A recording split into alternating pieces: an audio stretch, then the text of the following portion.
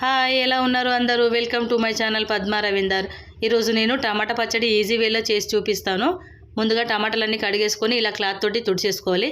Water ఉంటే బూజు పడుతుంది కాబట్టి నిల్వ పచ్చడి కదా, వాటర్ లేకుండా మంచిగా తుడిచేసుకొని పైన క్యాప్ తీసేసి ఇలా చిన్న చిన్న ముక్కలు కట్ చేసుకోవాలి. కట్ చేసుకొని ఇవి నూనెలో వేయించిన అవసరం లేదు, ఉడకబెట్టిన అవసరం లేదు. ఇవన్నీ ముక్కలుగా కట్ చేసుకొని మనం ఇప్పుడు జార్లో వేసేసుకోవాలి. నా స్టైల్లో చాలా బాగా చేస్తాను, మీరు కూడా ట్రై చేసి కమెంట్ బాక్స్లో కమెంట్ చేయండి. ఇవన్నీ వేసుకున్న తర్వాత చింతపండు వేసేసుకోండి. అవి నారలు తీసేసి గింజలు తీసేసిన తర్వాత 2 స్పూన్ల ఉప్పు, 3 స్పూన్ల కారం వేస్తున్నాను. మీకు కారం ఎక్కువ కావాలనుకుంటే 1 స్పూన్ ఎక్కువ వేసేసుకోండి. ఇవి వేసుకున్న తర్వాత ఎల్లిపాయలు వేసేసుకోవాలి. పొట్టంతా తీసిన తర్వాత అవి వేసేసుకొని బరకగా గ్రైండ్ చేసుకోవాలి. వాటర్ పోయొద్దు దీంట్లో, ఎందుకంటే టమాటా ముక్కలు ఉన్నాయి కదా, మంచిగా గ్రైండింగ్ అవుతాయి. ఇలా చేసుకున్న తర్వాత వావ్, సూపర్ గ్రైండింగ్ అయింది కదా. ఇలా చేసుకున్న తర్వాత మనము స్టవ్ పైన గిన్నె పెట్టేసుకొని ఆయిల్ పోసేసుకొని అది వేడెక్కింది.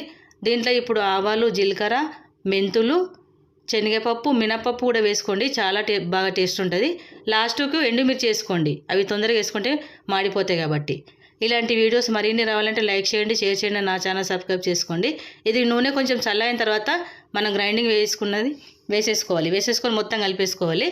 లాస్ట్లో ఇలా సూపర్గా అనిపిస్తుంది. వేడి వేడి అన్నంలో సూపర్ వస్తుంది. వావ్, సూపర్ టేస్ట్ అయింది.